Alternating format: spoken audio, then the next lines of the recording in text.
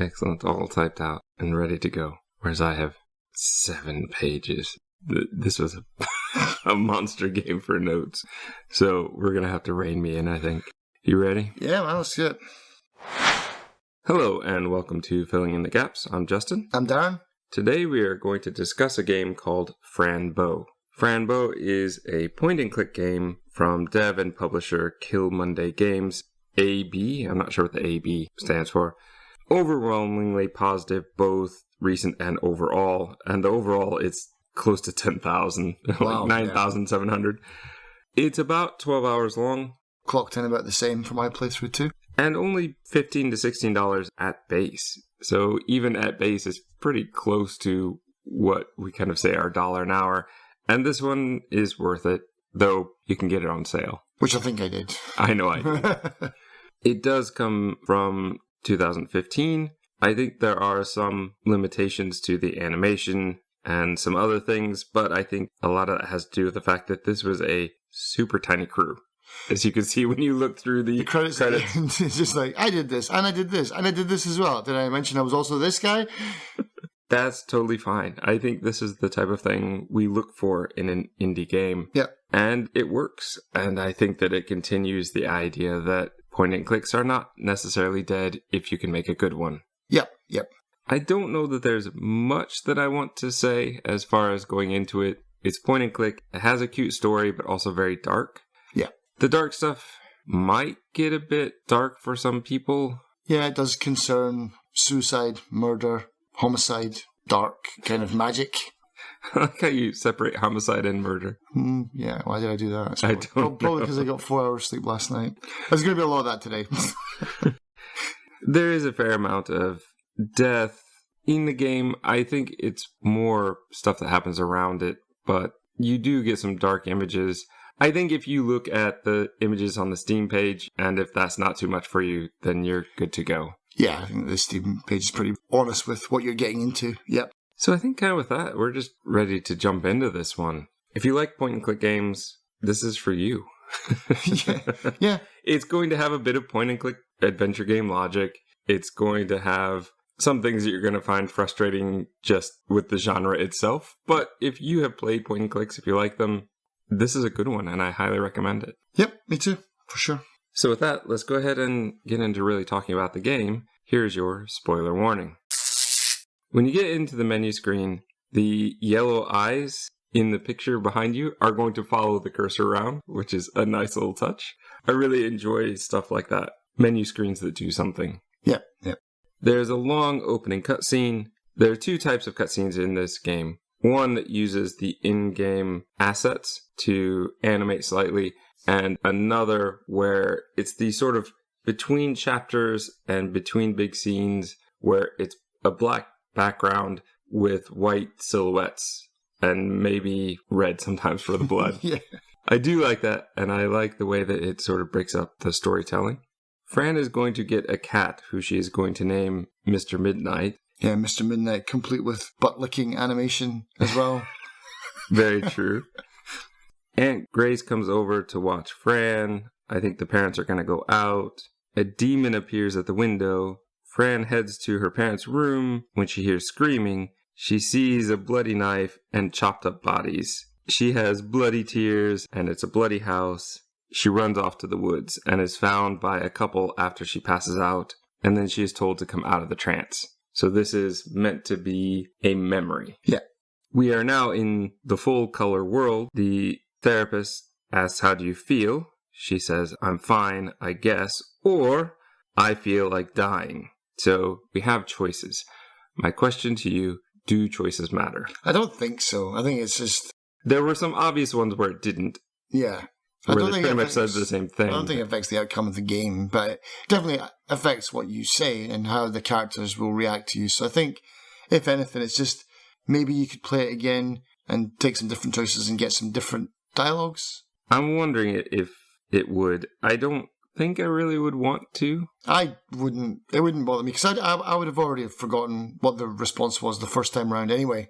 And I'd probably do the same thing that I always do with these dialogue trees is I go back and I take all the same dialogue options again anyway. That kind of stuff isn't really for me.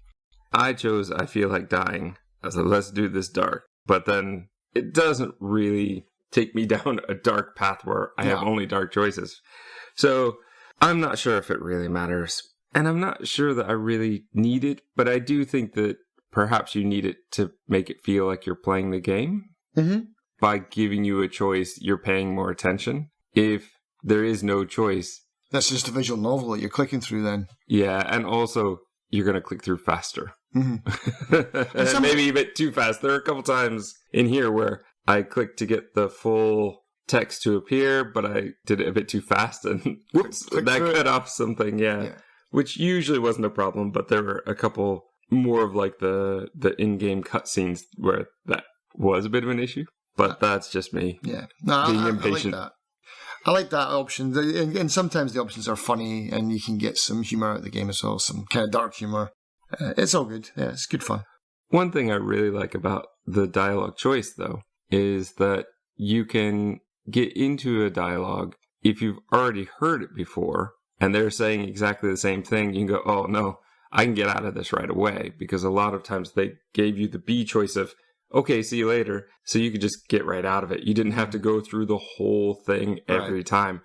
And I think that more than anything is why the A-B thing does work for me. Because there are a lot of times where I wasn't sure if anything had changed. So I went to talk to different characters and realized their first line was the same. So probably their whole conversation was the same. Oh, B, I'm out of it right now. Yeah. I like that. I would have liked it to be, I guess... It is point and click, so everything should be done with the mouse.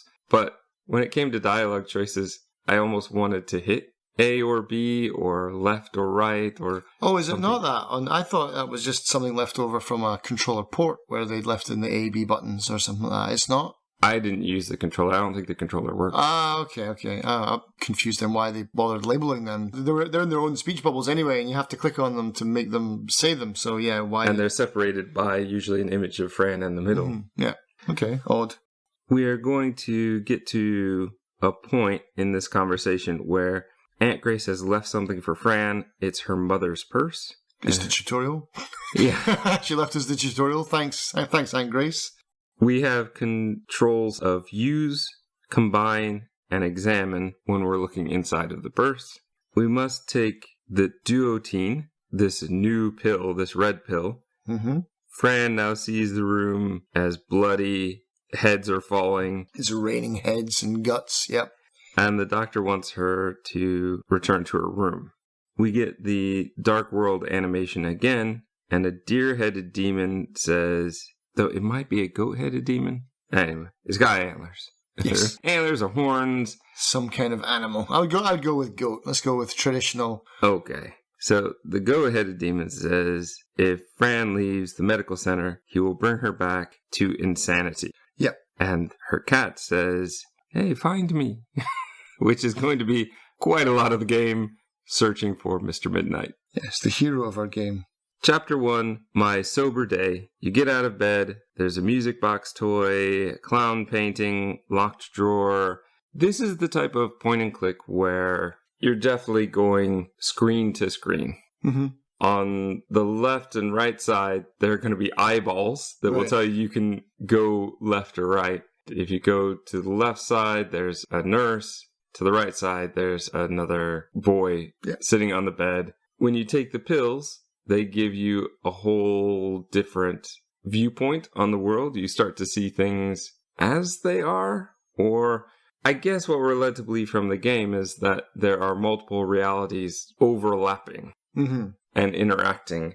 And that's what we see. So we're seeing reality as well as a different reality overlapping. And there's the ultra reality as well, yeah. But I gotta say, honestly, when I first played this game, I was not a fan of this section. This was the part of the game that made me put it down and forget about it because I bought it, I played this section, and I stopped and I never picked it up again because I started playing something else. Was this just this opening section or the whole hospital section? I didn't get out of the hospital. I gave up. It wasn't until my daughter got old enough and dark enough to want to give this game a shot because probably she saw some clips on YouTube. I think she actually wanted to play Little Misfortune. Which is done by the same developers. And I think she played that one first, and then we went back. She's like, oh, they made Fran Bow as well. And I was, oh, yeah, I've got that. And so when we came back to this, I just opened a walkthrough for this hospital.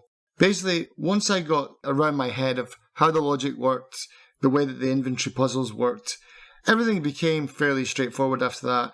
And I knew that things were still logical, but the inventory puzzles sometimes have a bit of a twist on them, which I appreciate now more, having finished it. So it was my daughter really that got me back into playing this. It's interesting that this is where you use the walkthrough.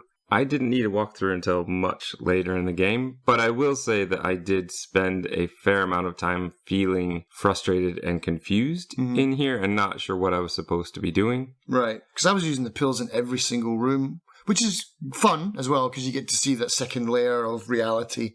And I think you very quickly start to see the shadows hugging the characters, and you can hear their thoughts and know that they're sort of pushing those thoughts into the people in our reality. I like that a lot. Yeah. I like that aspect a lot, and I think that it worked very well the way it was done here. Mm-hmm.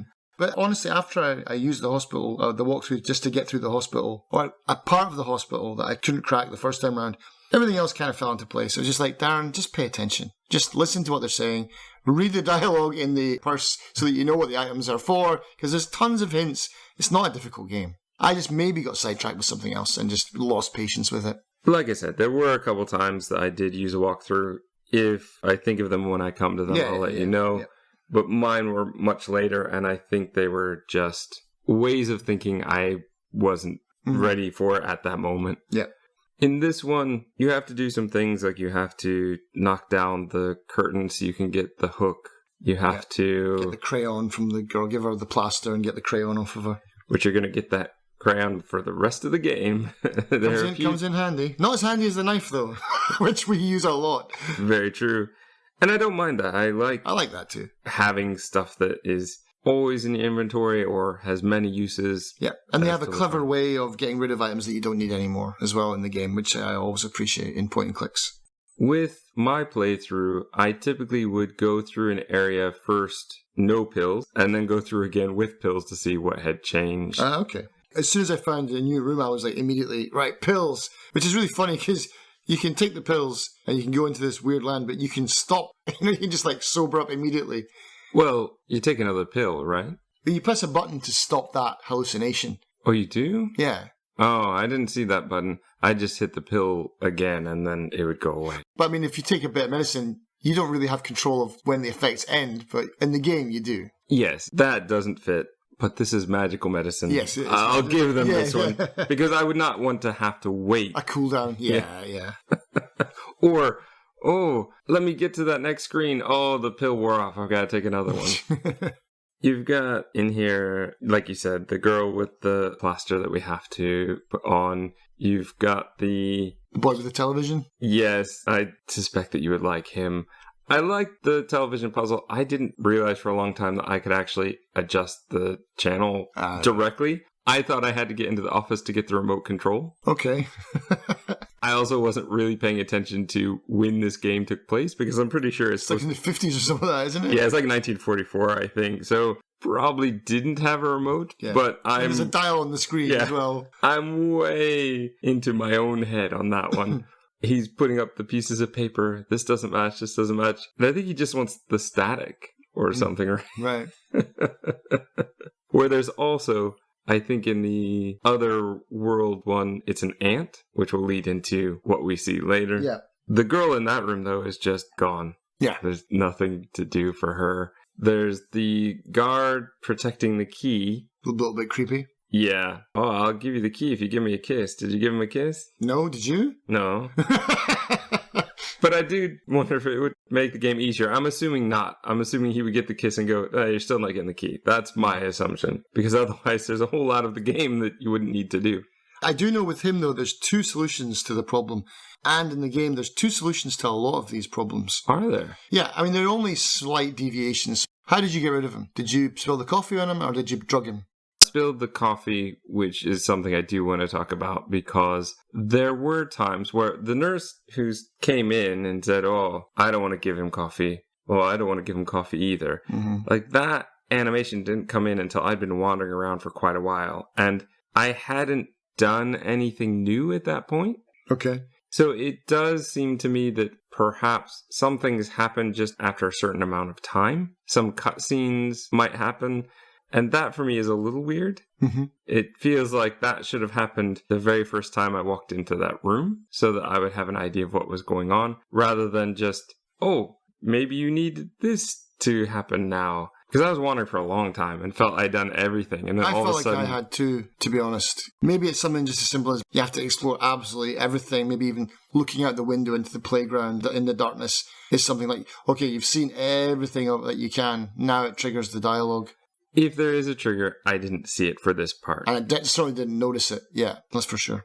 I don't think it happens as much later in the game. But the hospital area is where I noticed it. And I noticed it a couple times. We've got the kid who thinks he's King Arthur or something. He's got his sword, which is a cane. We're going to need that if we want to get the key. Because we need to get the hook from the original curtain, I think. That and... Is it tape? To tape it to the end of the stick? I think it was something pink we got, like a ribbon. Oh, ribbon. There's a ribbon. That's right. You're right. There's a ribbon. There's the kid in that room where the nurse came in with the coffee. He's like, please kill me, which is a bit dark.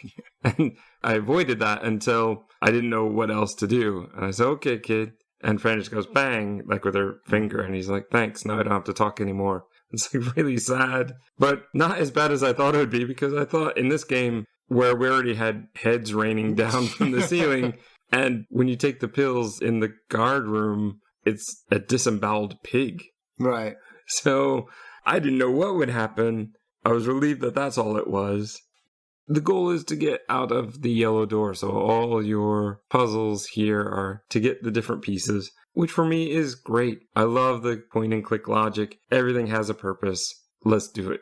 The mirror told you he likes drawings. You can get the blank piece of paper and the crayon, draw the horse and castle that King Arthur or whoever he was pretending to be. You can just give him that picture and that's all he wants. And you can get what you need. Yeah, because I was clicking on that rocking horse for the longest time, going, pick it up, pick it up, pick it up. That's what he wants. But the game's like, doesn't matter how many times you click on this, Darren. It's not going in your inventory. That would be an interesting game. Wait for that ARG to come about. It's all leading up to essentially getting this key so that you can get into the office. Once you're in the office, Phil, the kid from the first room, he's going to lock you in. I'm not sure why. No, me neither. But he does, and the only way out is through the ventilation. Mm-hmm. And that's going to drop you into the basement, where you're going to see there are yellow duotine pills, which do not look like yours. Mm-hmm. An indicator that you're getting something that is not official. There's a bunch of other stuff in this room that is really not useful. Yeah. But you're basically going to... I don't know. Do you remember how you open the door? Because the door is locked. The door's locked. Isn't that what the key opens? Doesn't it open this door? And then you get into the receptionist area. But where did we get that key? Because this is not the same key as the one that got us into the office. Was there another key in the office? I can't remember. But I think the part before that, though, is interesting. Is where you're going, where you get through the wards and you get to look through all the windows at all the other patients as well. That's actually just after that. Is it after this? Yeah, so after you get out of the basement, after you open that door, that's where you get to look at the basically lobotomized patients. Yeah. You also can see into that room. There's a gated door that you can't get into yet. You're going to leave that area. There is the nurse at reception. Mm-hmm. You need to switch over to the alternate reality so that you can walk past her. Mm-hmm. And place the key there. Yeah. Because that's the key, I think, from the guards that the guard was watching, right? And so now once she's out of the way, now we can go and try to undo the security system, which I had a bit of trouble. I sent you a message about this one. I don't get it. What am I missing? Where is it? I'm assuming it has to do with the dates on the calendar, but I don't get it. It was a weird way of just adding the numbers up. Right. Because on the piece of paper where we get that, it's scribbled out. So we don't just get the numbers. We get months and days. What is scribbled out looked like a 37, I think. There was something weird about it. And so I was trying to figure out how that would work. I was just overcooking it. I just need to add, I think, the month and day together. That's it. Done. 37 would have been way the wrong answer. So it doesn't really matter. But that's going to basically get us outside. Yep. We step outside the door and the guard is the first guy to get it. He's saying we're in big trouble, and then his head just pops off. What's the demon's name? Is it Ramon? Remor, I think. Remor. Mm-hmm. Buyer's remor. Yeah, so then he pops out there and he's like, oh no, it can't be you or something like that. And then this little mechanical kitten on a unicycle pops out. Like, okay. But I have a personal theory that Remor is actually the hero of this game. Okay. So we'll get to that at the end. We'll get to that at the end. You heard it here first, listeners. Get ready for the excitement at the end. We have to do a garden maze. Actually, you don't have to, because I think you can skip it. Oh, really? In the upper right corner of the screen, there's a fast forward symbol. So I think some of these mini games that happen between sections, you could actually skip. Okay. You get an achievement for actually making it through. Doing it, right. There's a weird choice of art and everything for this as well. And the side-scroller later on when you've got to do the jumping, it doesn't look anything like the character. It's like a 2D paper like book almost. It was fine. It was a bit clunky to control and get her into the places where she needed to be. All of these sort of mini games, the controls are a bit weird. Yeah. Also, you can follow Mr. Midnight, but he's going to go right past the shadows that you can't go past. You'll lose him pretty quickly. Yeah. It's really better to sort of find shortcuts and your own way. But you have to follow him around to know where he's going. Mm-hmm. It almost feels like you couldn't do it the first time. Once you know how to get through the maze, then you're fine. Which is true of any maze, I suppose. But in this case, it's not because you'd run into a dead end. It's because you'd run into enemies. Yeah. It's okay. It's a break from the point and click. I'm not sure it's necessary, but it was interesting. Mm-hmm. So you say this is the same company that does... Little Misfortune. Little Misfortune. Do they do this kind of thing in Little Misfortune? Like the little minigame things? Not that I noticed. Really similar art style for the regular game, like the point and click aspect. Little Misfortune is more colourful and rounded, and it's more detail put into it kind of thing. It's more cartoonish. But I didn't notice any weird minigames in there. Well, this is going to lead us to Chapter 2, Part 1, Curiosity Symptoms. We exit the tunnel. There's sort of it's not really like a sewer tunnel, but it's just... like a drainage pipe or something like that, isn't it? It's something like that. You walk out, there's a pile of junk you can mess around with. I don't play piano. Oh, this mattress would do in a pinch. Those kinds of things. Yeah. Then you can walk to the next screen, where I think is the next screen where there's the giant ant and the beetle pig. The beetle pig, yeah. It's fine. It's great. We're in this kind of game. However, it does feel weird to see those things, and that's not a pill time. Yes, this is the real quote-unquote world. He apparently, by the way, used to be a fantastic jazz musician. Yes. As we find out later. The ant wants us to kill the pig because he's hungry. Well, the beetle pig. Mm-hmm. But, of course, even though we have an axe, after going to the next screen, the beetle pig doesn't want to die, so he keeps moving around. Yeah, he runs away. Oh, that's right, because we're trying to cut him open because the ant tells us we're looking for Mr. Midnight, and he's like, oh, I think my beetle pig ate him. Oh, yeah, you can kill him. Go for it. I'm hungry anyway, so... We have to go back to Ant's house, which in the pill world is just an ant hill. Mm-hmm. We need to go inside to get the berries that are protected by the pine cones. This is a weird timed puzzle that took me far too long to get through. I mean, I got the first one trapped, but it's like knocking over the second one and grabbing the berries. I was never on the right beat for it. And that made me think that I was on the wrong track. Right. So I tried a bunch of different things because every time I tried it, I wasn't getting the timing right. Mm-hmm. I think this is how it works, but it doesn't seem to be working. So I must be missing something. I need to distract the mother pine cone in some other way. Right. But no, not really. Just faster clicking. But I do like how they trick you, and well, not trick you, but they use things in a different way. So we know there's a rat. What did the rat steal from us? The rat stole something. We know that we're looking for a rat to trap. We do get the mouse trap. And so I'm thinking, oh, mouse trap, rat. This is how we catch the rat. No, it's not. We use the rat trap to trap the acorn little dude. Pine cone. Acorn. Yeah, pine cone. We use that to trap the pine cone guy. And actually, the rat... Oh, no, it's the comb. He's got the comb.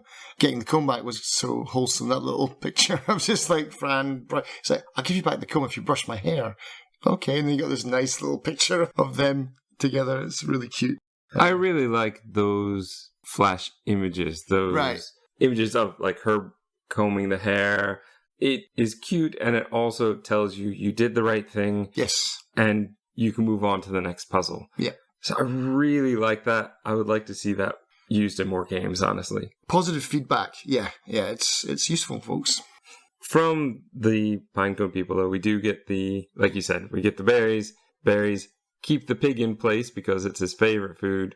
Chop him. Here's the rat. The rat tells us, the rat had the brush, right? And through all of this, then there's a special name for those fireflies, but it's later in my notes. They're called luciferns. That's it. You're basically going to get a door, and you're going to have to use the door handle lock that you got from breaking into the ant's house. Yes. You're going to have to glue it onto the door, put it onto the well that is not really a well, and I've been waiting a long time to use. But that's basically going to take us through into the next part, which is Chapter 2, Part 2, Double Personality. Mm-hmm. We are going to be in a kitchen. We're going to wake up in what looks like a dog's bed. Yes. We have a hat on that looks like Mr. Midnight. Mm-hmm. That's right, yeah. I like this chapter a lot. This is maybe one of my favourite bits of the game, actually. I like this zone. Yeah, I suspected this would be one of your favorites. What I didn't like about this one is the fact that the pill world only has one function. And I was a bit... To take you down the well, isn't it? Yeah. I was a bit disappointed with that. And also, there were times if you were on the upper level of the house and you took the pill, it would drop you in the well. And then you would, if you clicked on the pill again, it would drop you back on the ground floor. Oh, yeah, I see what you mean. Yeah. Taking you back to the room you were in before. It's like a default kind of setting. There were some cool puzzles here, though. There was the piece of paper that we had to type on. Oh, to change the ritual. Yeah. Because they will believe what they read. Yep. You have the mirror puzzle, which you had to get into by a slide puzzle with gears. Thankfully, that wasn't too difficult because there was a lot of space to work with and only a few blocks that you needed in place. Otherwise, when I saw that, I was like, here we go.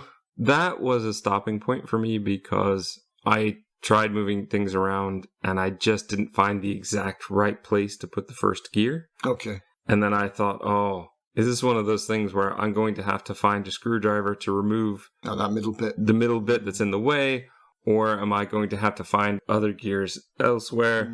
Very point-and-click adventure game logic. Yeah. But no, everything is there. You just need to find the exact right starting point. And I apparently, when I had finished up the night before, that was not the place. What I love about this one is the sheer amount of things you get to pick up, especially from the kitchen. Pick up salt and pepper, candles, and you're just picking up so much stuff. This is where you get the knife as well, I think, isn't it? Yeah. You're given the list of here's what you need to have. And the list, very cleverly, thankfully, will cross itself off. Yes. When you have the item in your inventory. That was a huge help. Because some things in the game, you go, is this the right one? I'm not sure. For example, you could have candles, but are these the right candles? You know for sure. Yeah. And I really appreciate that. The well itself was a little frustrating, but I liked it. I just didn't want it to be the only pill thing in the whole world, like this whole map. Yeah. Again, 2 ways to solve that puzzle as well. Not really much of a puzzle, but there's 2 ways to get the note out of the bottle.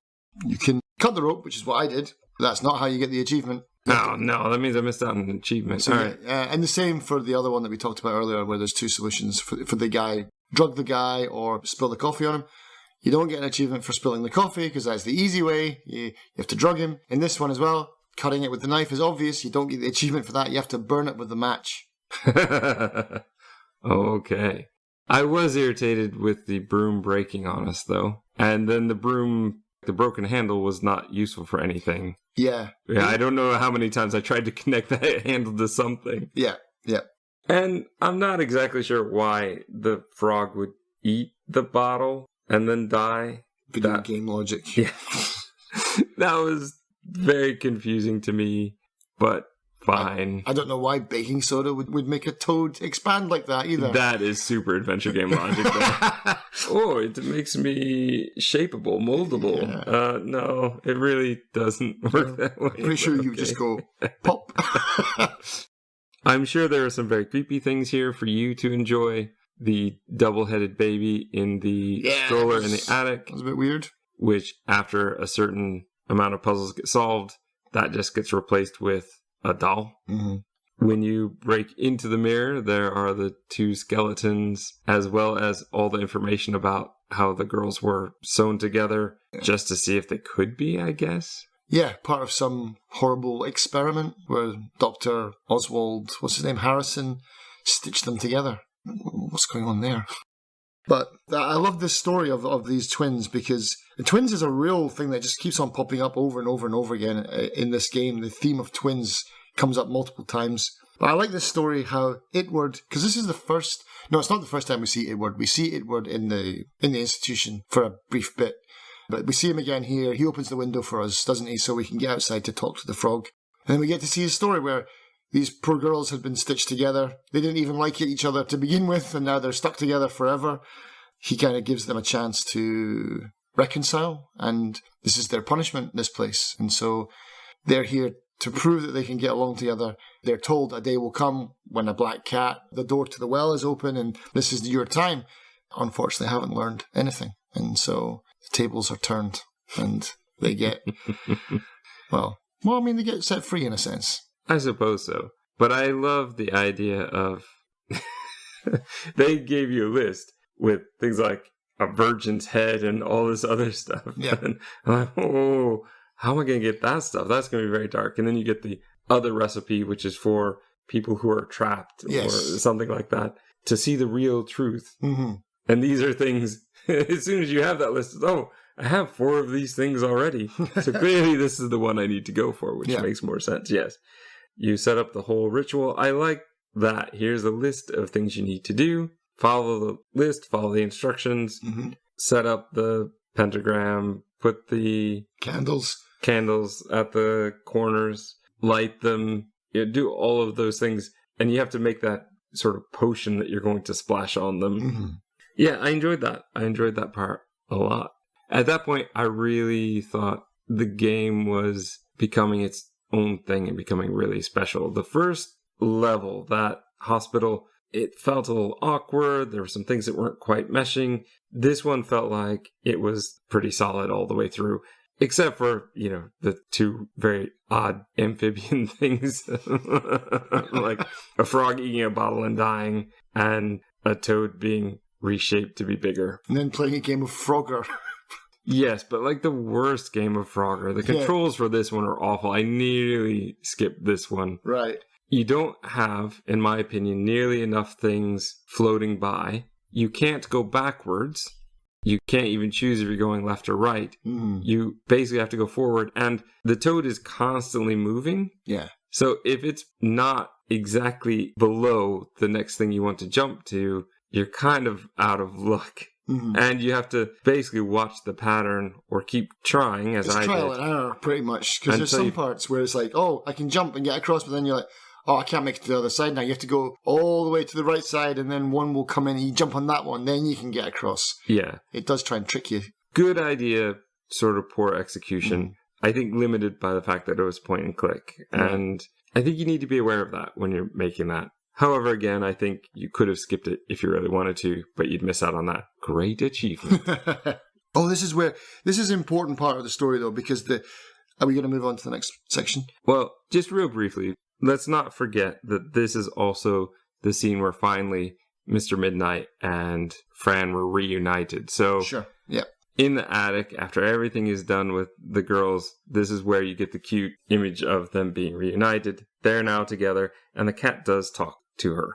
Mm-hmm. And so that's rather important, because until then, I wasn't really sure what was happening, because we had seen the mechanical cat, mm-hmm. and I didn't know if that was her putting her kind of delusions onto this mechanical toy, or if we actually would have a cat. So I do think it's important, like, the cat is, as far as we know, real and really talks to her, but was locked in a cage, and we had to get it. Frustratingly, here's a key. It's not the right key. And that's what they did a couple times in that kind of puzzle house. But we are free. We got on the toad. We're out. But before we get on the toad, mm-hmm. a really important part is we get Leon's journal. Yes. Which is great for me because it's got tons of lore in it. It's like, yeah, I get to read about all the stuff. It's not really a game where they're like, oh, you go and figure it out. It's like, no, here's a guy that was studying this 100 years ago, whatever now, well, 50 years ago, I guess, in the game time. There's 5 realms of reality. He's detailed as much as he can about each one. And it's great. I love this journal. And this journal kind of forms pretty much the backbone of my theory for the end of the game. So, yeah, I love this part. It's a really important bit to get. It explains a lot about what we've already seen and also some things we are yet to see. Mm-hmm. We get some names in here, like the shadow creatures are Comalus. Right. This is where we learn that the lightning bugs are called Luciferns. Mm-hmm. We learn about the 5 realms of existential existence. Yeah. So there's another E one in there to make it free. Yeah, I thought it was quite interesting to read through. I'm curious what you'll make of the missing pages at the back. Right. But I think that was good. We're going to cross the long, scary bridge. Remor destroys the bridge. We know it's Remor now because of Leon's journal. Mm-hmm. Both Fran and Midnight fall. There's a cutscene. Cat's like, I got you. It's like, no, you're a cat. You can't possibly hold me. But there's a cutscene where Aunt Grace is leaving from the institution. We are now, for a brief time, Midnight. Mr. Midnight right now, the cat. Right. Fran's clothes are strewn about. There's no Fran around until you click on the log and find out Fran has been turned into a log. Yeah. Oh, we're a tree now. Yeah. Not even a tree. Yeah, we're just a log on the ground. Well, the cat refers to it as a tree. You're a tree. There are 2 root vegetable people that float down in a boat. And one keeps poking Fran. However, once they've come down, now you can move on to the next screen. You can grab the purse from a lily pad. Quick little puzzle here where there's a bridge you have to extend and then grab a crystal to block it from retracting again. Fran tells Mr. Midnight to show them the family photo. The poking vegetable basically drags Fran into the boat. The cat hops in and they all fly off. Chapter 3, Vegetative State. This is a wild level. This is some real Alice in Wonderland stuff, man. You're going to start in what looks like a throne room. ZR, I think, is the king. He speaks human, as he puts it. The universal language. Ride, the one who was poking Fran before, described the photo. Yeah, he says, I am the king of Ithursta. Yep. Or Ithursta. Something like that. Ithursta. Fran says she wants to go home. And he said, that's fine, but I'm not sure I should let you. Let me ask your cat's opinion. And he basically promises to lead them to the door, but Fran must walk through. Which, at the time, I wasn't sure why that'd be a big deal. Of course Fran would want to walk through, and of course I, as the player, want to walk through. But now, having played the whole game and this whole level, I understand a bit more why that was going to be a major decision for Fran. Right.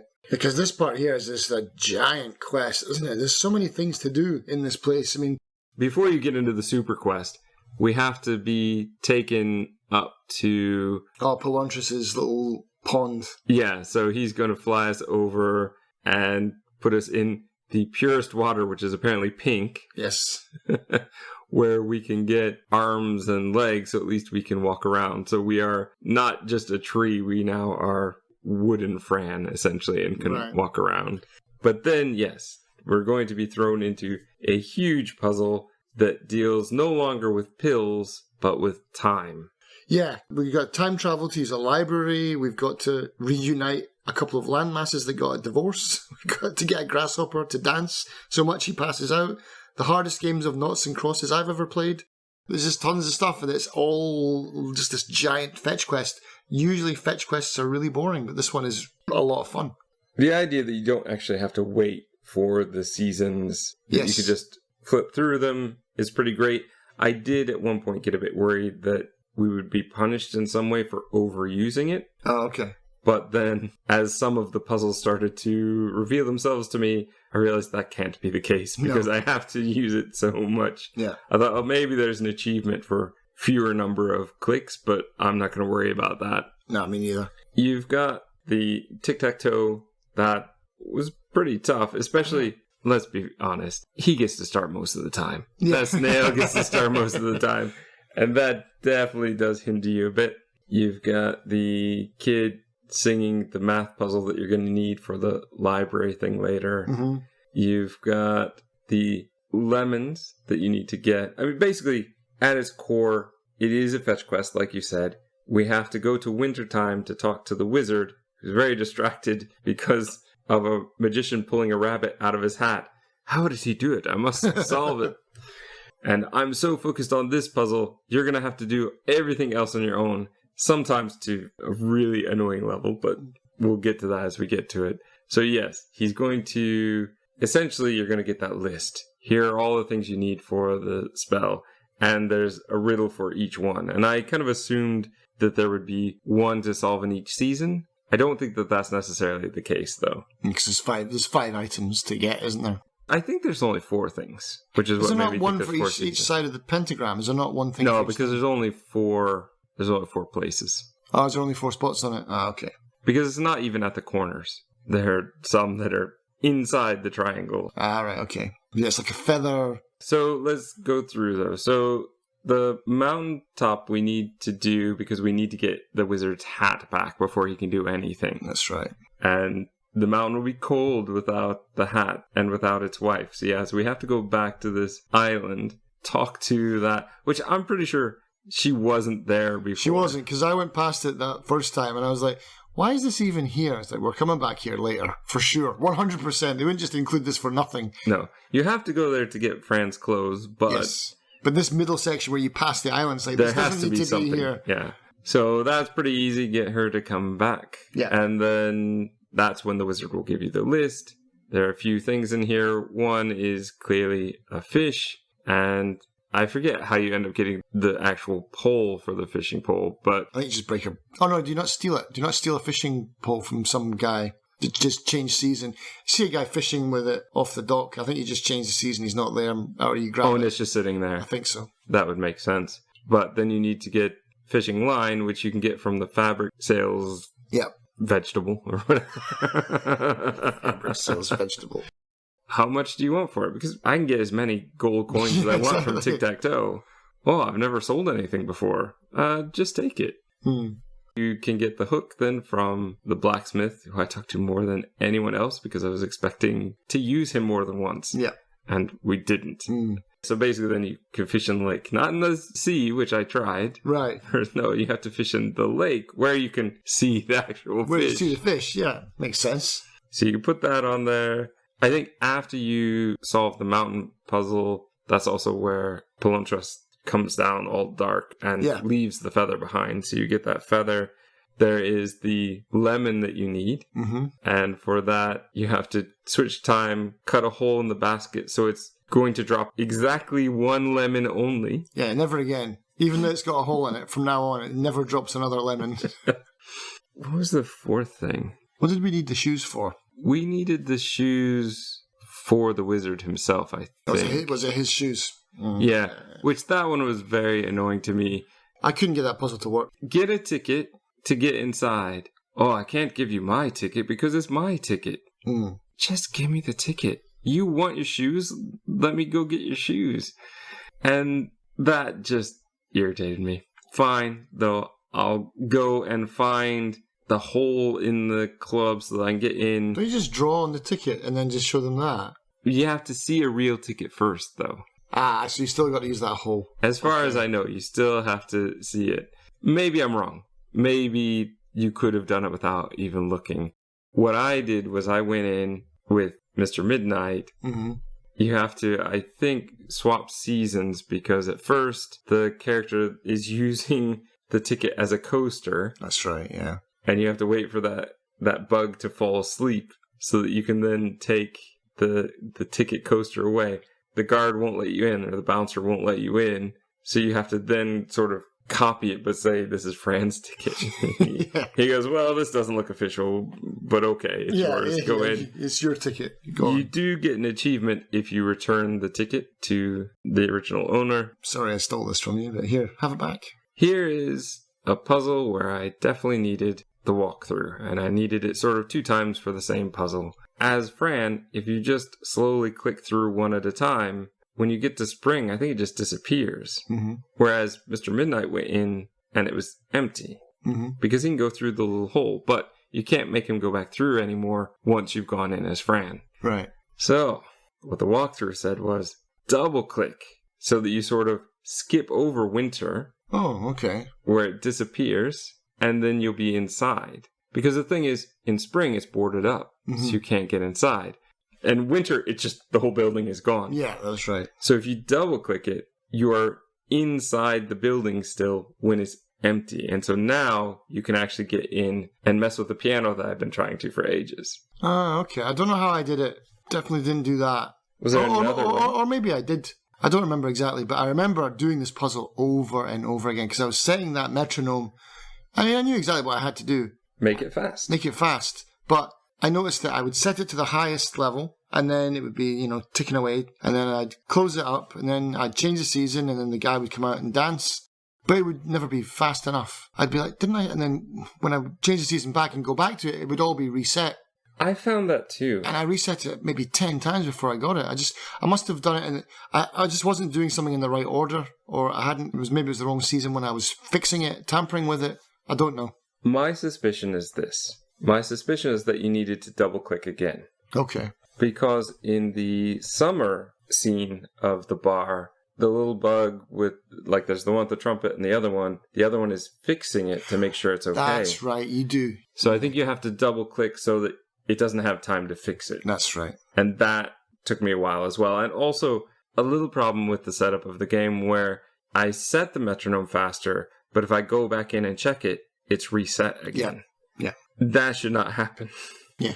If I've changed it, it should stay changed. And I thought I was missing something, that I needed something to lock it in place. Mm-hmm. So I wasted a lot of time wandering around looking for something else that didn't exist. So this is definitely one where I think it could have been done a bit better. We could have been informed a bit better. Sure. I like the idea of the puzzle, but how would I ever know I could double click on the time? That just doesn't seem intuitive. Yeah. And the metronome needs to stay in place if I double check. Because if I look at it and it resets, then I assume it's resetting every time I'm not looking at it. Yeah.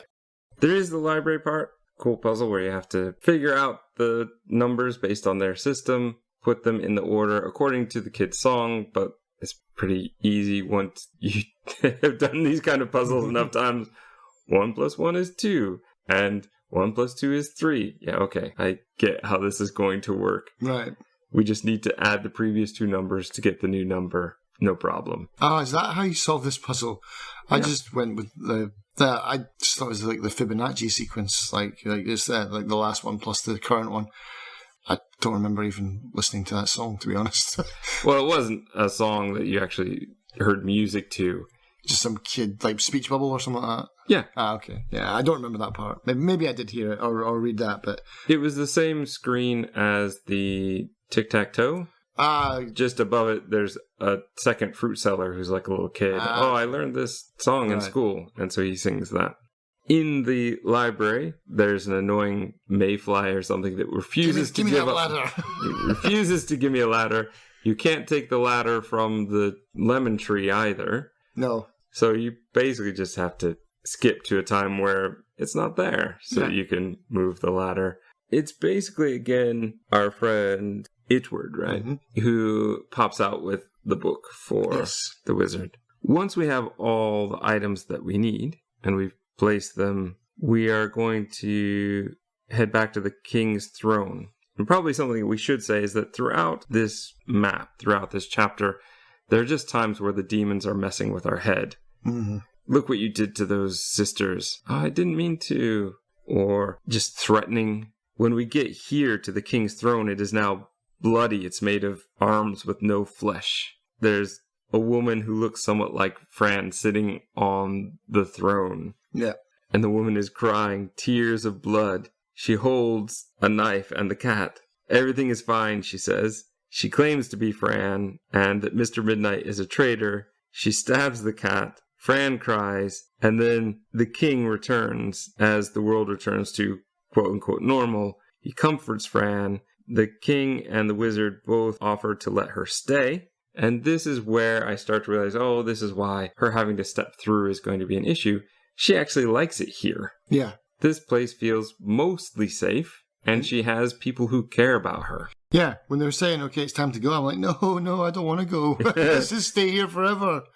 There's a very simple door puzzle here where you have to build a pentagram. Took me a minute just because I didn't understand what was happening. Yeah. I thought it was an order of operations thing. Oh, I must do these in the right order. No, you just have to do them one at a time. Yeah. Whichever line connects, you have to use that one as the next one. So it is, I guess, order of operations, but the most basic one. Really simple one, yeah. You get a puzzle box that Palontras apparently gave to the king for Fran just before you get into the next side-scrolling, jumping troll chase, which... That jump is lame as well. It's like so weak. You got to jump the last second to clear those holes or to make it up on top of the rocks. I had a lot of trouble with this one, but I did make it through. But yeah, that jumping it just doesn't feel right. No. Chapter 4, Part 1, My Imaginary Friend. We're going to follow some pills being pulled on a string. They're so obviously being pulled on a string. Get trapped in a net. Cut yourself out with a knife. The skeleton man, who we're going to learn is Itward. He's got a cool top hat. He appears and says he is Fran's friend, which at this point I was not sure. I'm not sure I trusted anyone. He says that she could imagine him because he already existed, and that when she was younger, he used to tell her stories. Itward shows a flying machine, which just looks like a box. A big metal box with lots of things happening.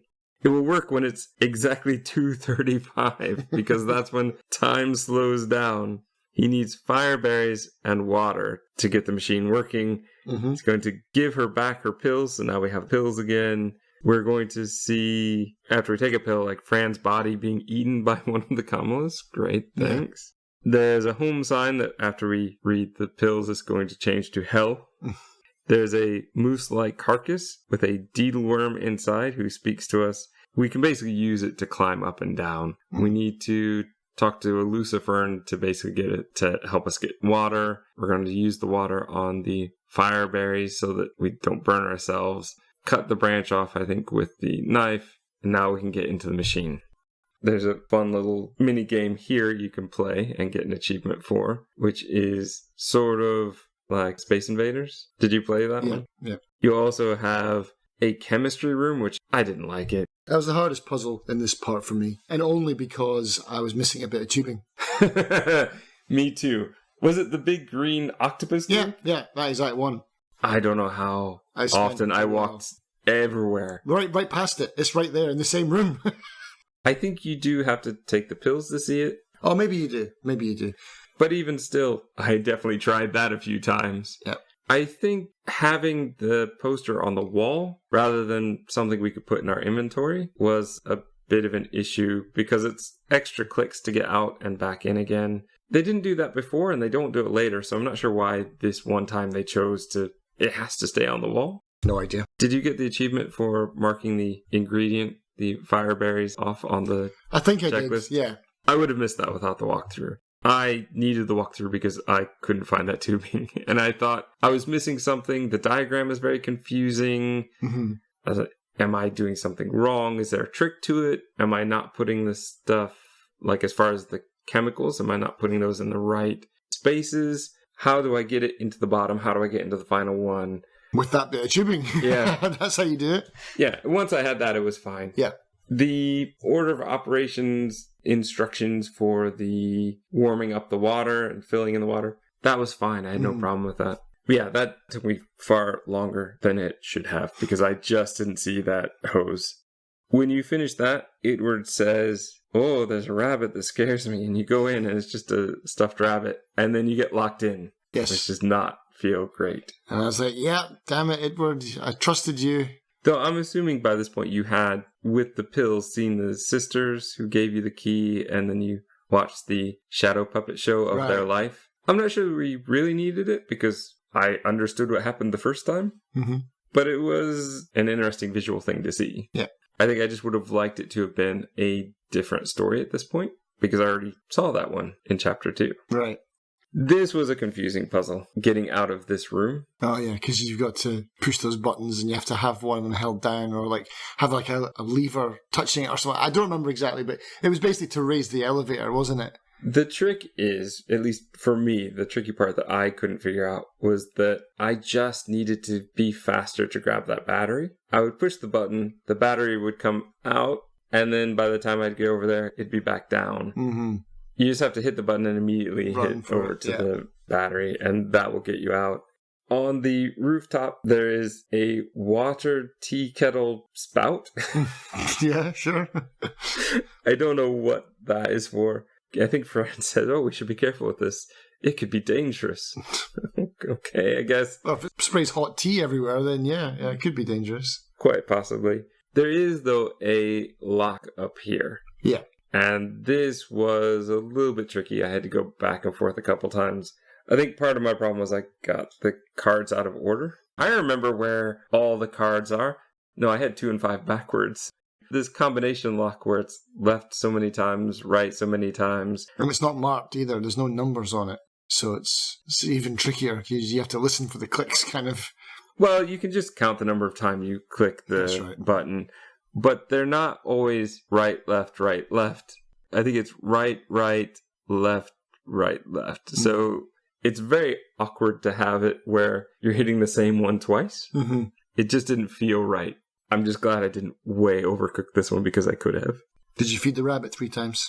Yeah, but only because the walkthrough. Okay. I saw that when I was looking for something else. I think this is the one, another one where I kind of looked at it and went, that doesn't look right. Let me check. I've already got it open. Let me go check. And no, it's right.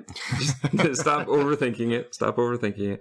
Yeah, because I didn't understand. I was trying to feed the rabbit. Mm-hmm. And then I just didn't understand why it mattered. Why am I feeding the rabbit? What is the point of it? Oh, because there's a card behind it. Yeah. But I didn't realize that for a while. I thought I was supposed to try to attack it, try to get on top of it. There are all sorts of other things I was trying to do. It was way overthinking that part. Yeah. When we climb down, we see it's a birthday party for Fran. Surprise! Yeah. There's stuffed animals all around to make it feel, I guess, less lonely. Yeah. You're going to get a cat doll for a present, which we'll need later. Edward explains that the pills allow Fran to see, ultimate reality or alternate realities. Ultra reality, yeah, that's what it's called, yeah.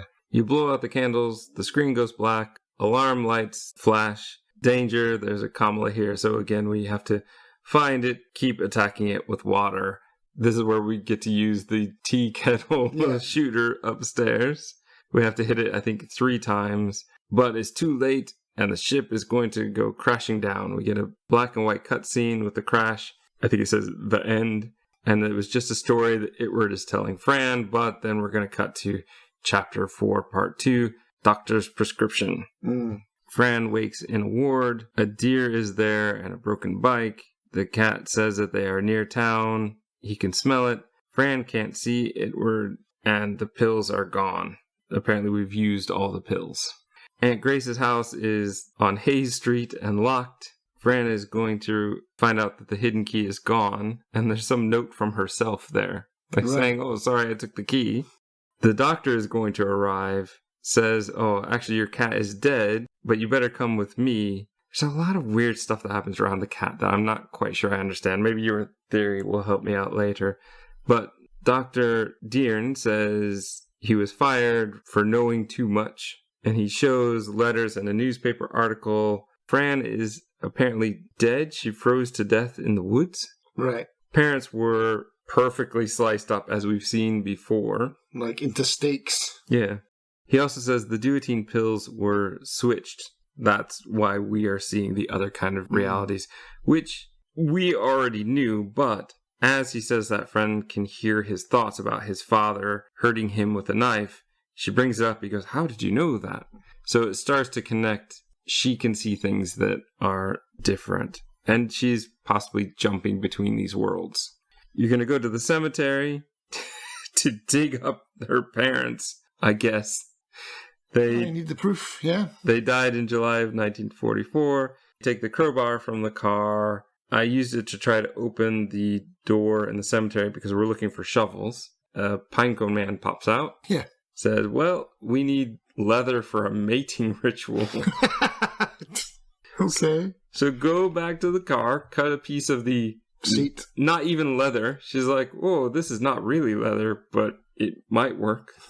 Cut part of the seat up, take that back, and the pine cones take off for their ritual, I guess. But they do open the door, and there's no shovel inside. Right. What was the point of that? Get back, and the doctor says, oh, I've found 2 shovels. Here we go. Yeah. So you dig up. The parents are both there. Mm-hmm. But in Fran's place is a cat. Yeah. The doctor agrees to take Fran home. Yeah, this is all weird. But he never makes it to the car because Remor is going to kill him. Yes. On the way to the car. Or at least just make him vanish. Chapter 5, The House of Madness. And you're right, he might just vanish because we do see him later, but it depends on, I guess, what reality we're in. Yeah. Fran is going to wake in a bedroom, but she's chained to the bed. Aunt Grace is there. Grace says the cat killed Fran's parents and ran away. Yes. Fran is going to enter another reality mentally and ask the Fran in that reality to help out. And she said, okay, that's fine. I've got lots of keys. I collect keys. So we'll help Fran to get out. Also gives her a paper that her Palantros said, you have to give this to the other Fran when you see her, which will help us to open up the puzzle box that we got before. Right. Which is a series of push the ears and the eyes in different ways to get it to open. Inside is a cat-shaped key and instructions from Cogwind, the clockmaker, for making this alarm clock. Oh, that's right, yeah. Another list of things to find and that get checked off as we find them. If you look outside the window, there's a Kamala eating a tree, and so we're going to have to help it later. There's a dollhouse in here where you have to move some stuff around. You're going to find there's a key hidden behind wallpaper, which I guess maybe you weren't supposed to find yet because there's a hint later for it, but I found it here. If you open the cat doll, there's a spot on its stomach you can open. There's a lock, and so you can use the cat-shaped key to open that up. A lot of fun stuff in this level. This is a cool level. This is like some kind of weird Escher-type level where everything's just floating around in impossible kind of geometry and stuff like that. It's cool. You're going to get into the room with Okuna, I think it is, the giant eye that sees everything. He's one of my favourite characters in this level. I really like this guy. You can steal one of the light bulbs. I don't know why you would turn the lights on and off. Did you figure a reason why? I think it's just to show you that there's lights that you can interact with, I suppose. It's just part of... It does say on the list, a working light bulb, so I guess this proves it works. Yeah. You're going to climb into a painting from here with stairs. That takes you to this weird... It's just 2 things that are floating. And from here, it's a monkey music machine that you need a button to put in, which you're going to have to get from cutting a button off of one of your dresses in the closet. That's right. Which took me a while to figure out, which I don't know why, because when you get to that, I looked at everything in that room, and it says, oh, this is my dress with a big button on it. Yes, I'll be back for you later. I could have just taken it then. I didn't think about it. But you're going to do that to get pliers. Right. Not the key that it promises, but you will get the key using the pliers. And you also have to take the electrical cord because you need a black wire. You're going to get into another room, at least I did. I think this was the wallpaper key, was to get into this one. There's a skeleton, well, a couple skeletons on the wall mounted on the... Or not skeletons, just the skulls. Skulls, yeah, that's right. Are mounted on the wall. And one has reinforced teeth. Yeah. So you can't just open it and take out the key. That's what you need the pliers for. Yeah, that part was uncomfortable. Poor Skull, just doing his job. Frambo comes in and rips his teeth out. And he bleeds as well. He's already a skeleton, but he still bleeds. You get further into this room, and this is where you see the skinless boy with his heart beating. In the bathtub. Where you can fill a bottle with water, and you can ask to borrow his soap. Yes. Because you need that. It's on the list. Don't know why you need soap for an alarm clock, but you do in this game. You can also fill up balloons that you found earlier with water, so that you can take and save the tree who will give you a stick.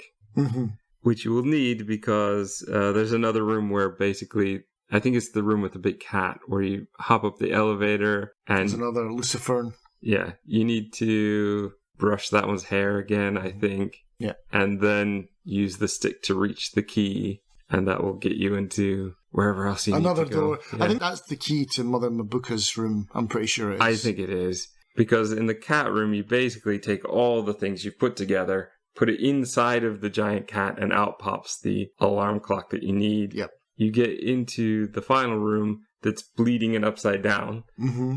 And this is her room, yes, the mother's room. You use the alarm to wake her up. Fran says, oh, your son Remor has my cat, and I don't know what he's up to. The mother asks, did you eat the red beans? That's apparently part of Remor's style. Mm-hmm. Remor, Prince of Darkness. Yes. And she said, well, I ate those pills, and I guess they were bean-shaped, maybe? And that means that her power is unlocked. She is Fran, I should say, specifically. Fran is the keeper of the key. So Mabuka cries blood and opens her heart literally to Fran. You can climb down the ladder. Complete with ladder to heart. Yeah. And in the heart is a doctor's office and waiting room. Brilliant Beetlejuice reference right here. You get to pull a number. Yours is 7. Yep. I don't know why it's 7 because there's only 3 people in the waiting room. Maybe and someone one person made a inside. reservation. Maybe. There's a sort of elephant man with 3 eyes, a person with a goat skull and a hairy body, and then there's a little red demon with a broken horn. Oh, there's also the imp of flesh with kind of a brown mask. Like there's brains, I think. Yeah. It's like, ugh. Anyway. Patient 2 says that they will change tickets with us if we can find the solution to his problem. So we have to go back, visit the big eye. I like this part. I see everything. Okay, well, tell me what his problem is. We are told, oh, well, if you fill a bottle with tears and he drinks it, that'll be fine. Right, yeah. So that's basically what happens. But the number is not enough. We have to call for an appointment. So we have to go back to the phone. This was a step too far. I think this sounded funny, but it's not when you have to live through it and go back through. Like, you already maybe go once. And the first time was clever. This time, it's just bureaucracy. I don't like it. It's boring. On the way to the doctor's office, we're going to meet Remor, Prince of Darkness, the Terrible Black. All these nicknames that he has, or titles. He loves her pain. Shows Fran killing her parents. In the doctor's office, Dr. Deern is strapped to an electric chair, and there's a kitty in the cage, but it doesn't really talk to her. It only makes cat sounds now. You can wake Dr. Deern. Okay, I avoided the electric switch. Did I throw it? I don't think it does anything. I'm not sure. I don't remember. You get an achievement if you do it 3 times, apparently. Yeah, a lot of that in this game, isn't it? 3 times. I didn't. I think I just went straight and shot him up with all that. I did as well. Red goop. Which didn't really feel much better, but I thought, if I've been taking it and survived, then he should too. But it was an awful lot. There's a big syringe. Grace and Dr. Oswald Harrison, the old man from the painting in the asylum, one that we've heard about before, he's going to appear in his wheelchair. Grace offers to get rid of Fran. Thanks, Aunt Grace.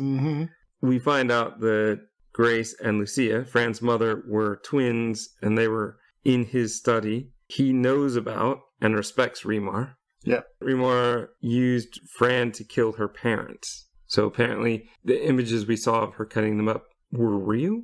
They had to be gotten rid of. They're in the way of my great work, Oswald says. Grace drops the cat into the abyss. We are told Lucia wanted to stop the experiments that would make Fran strong. Fran, in tears and anger, topples Grace and starts choking her. Oswald will roll in and shoots Fran. Straight through the chest. Well, of course, because he still wants her brain. Yes. There's still time to save that. Itward appears and uses telekinesis to throw Oswald and Grace into the abyss. Palontras arrives with Mr. Midnight. Palontras calls on Mother Mabuka to heal Fran. Fran wants Dr. Deern with her, but apparently that can't happen. Palontras says they can make it seem all like a dream for him, though. Like, he can't come with us, but we can make it all seem like it was just a dream for him. And then the end scene of them flying off and credits. Happy ending, yeah. Sort of. Or is so, well, that leads into you and I suppose your theory. I don't have a lot here because my tendency is always to want to believe what I'm seeing. I don't want to believe that this is a dream or this is just part of her insanity, though I think that obviously it could fit very easily into this. It leads to nothing, though, if we're given a happy ending and we don't see what actually happens to Fran. Right. And I kind of think they want us to have that happy ending. There are some other movies that I'd reference here, but by referencing them, I'd probably be giving away a lot of the ending. I think I know which one, at least one of them. I'm sure you do. I like it. I like the story. I like the way that it works. I like the art. Sometimes Fran looks annoyed when I think she should look scared, but again, I think part of that is very indie game. And I'm going to totally cut them a lot of slack on those kind of things. A few puzzles that irritated me, I'll cut them some slack because if I play it again, I think I won't have the same problem that I did this time. And there was enough clever in there, enough fun in there that I really enjoyed it. I actually think that this is one I would recommend people at full price, but I would, say that it often does go on sale at the sale times. But I think it's worth it. I think that even in its day, when it first came out, I think they had all that stuff going. So would you be quite interested just to jump into Little Misfortune then? Would you trust it enough to get the next game? I think so. I've already, wishlisted that one. The trailer alone intrigued me. I didn't know that these were the same developer or anything of that kind. And also, I was here at one point when Chloe was playing it. Right. I could hear some of the narration going on. Right. And it made me laugh. And so that already led me into, I definitely want to play that at some point. Is it also point and click? Yep, same, more or less the same kind of game. And even weirder is there's some crossovers into Fran Bo's kind of world, so you get to see some of the same characters and stuff. It's quite cool. But I was torn at the end of this because, of course, my brain goes into overdrive and I'm thinking, so is Fran just a murderer? Did she just murder her parents? And I was torn, but I decided I don't really like sitting on the fence, so I got off the fence because I wanted to believe in the whole magical world. Like I really did. When she was in Ithursta, I was like, don't leave, this is perfect, just stay here forever. The whole thing is colourful, even though it's very dark at some points. There's lots of deep history, there's characters, there's this whole universe that's been built up, and it's so compelling that I want to believe in this Alice in Wonderland dream world kind of thing as a real place. But even with Alice in Wonderland, that was all a dream as well.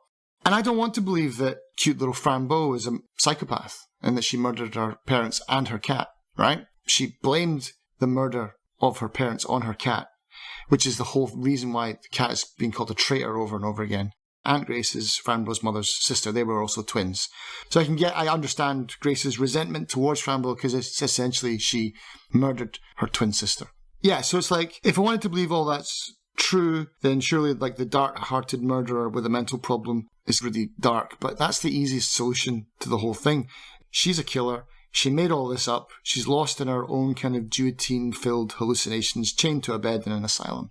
That's what I think. Some of the bits, and then I'm going to go out on a limb. Some of the bits in here are interesting.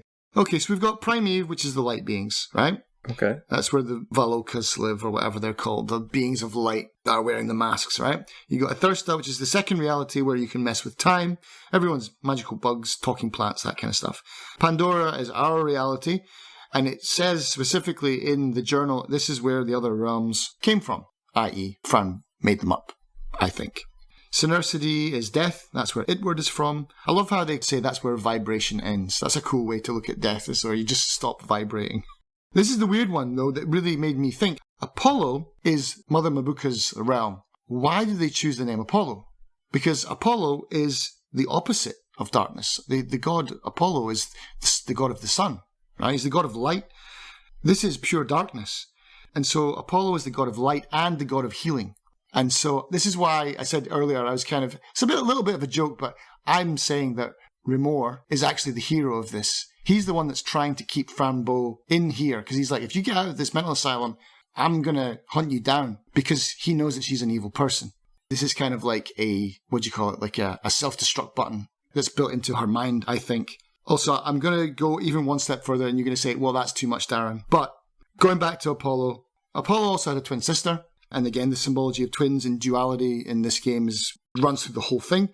So Artemis is Apollo's sister. She represents the moon and darkness. And then, what's Apollo's weapon? A bow. Fran Bo. And even throughout the game, when I was first playing it, I came up with all this nonsense at the end, but even when I was playing it, I was thinking, is this like a metaphor for therapy? Because it feels like when she gets to Ithursta, it's like the drugs are starting to work. If that's what it felt like to me, it's like this is therapy starting to work, and then it all kind of unravels, and it doesn't work in the end, and that's where we get a bum ending where everyone dies and it's all blackness and stuff. But then we do get the happy ending of her flying away. I think that's just her. She's just lost the plot by that point. Even her stay in Ithursta still manages to attract that darkness. I imagine that's her guilt. That's her mind telling herself to kill herself. Like, just jump off, don't go through the door, just jump to your death. She sees herself murdering her cat. And the weird thing is that I think that the cat is the only one that she actually feels remorse for, not her parents. And Fran, throughout the game, shows really no remorse for anything. She doesn't hesitate to cut that pig beetle in half. She doesn't hesitate pulling the teeth out of that skull. She doesn't hesitate at murdering anything that gets in her way or messing with anything that gets in her way for the entire game. But it's all cute and nice.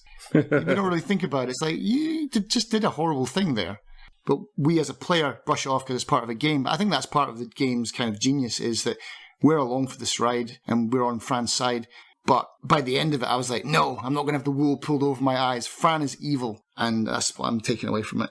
She's terrible, and Remor is actually the hero of the game, trying to keep her away from people and safe and locked in her own mind. It's very interesting. I think that you have a lot there. I'm not sure I agree with the bow. Yeah, maybe a bit far. But maybe not. Maybe they are going that far. I love the happy ending. I do love the happy ending as well. And I'm just going to keep the happy ending. But by all means, take that. I think that adds a lot more to the story and the lore of the game. And maybe I will lean more your way after I've also played Wheel of Misfortune. Yeah, I've yet to play it as well because my daughter played it. I only glanced over her shoulder to see how it was going. But it does look like a lot of fun, so I'll like to play that one too. Gaps filled, the more gaps created.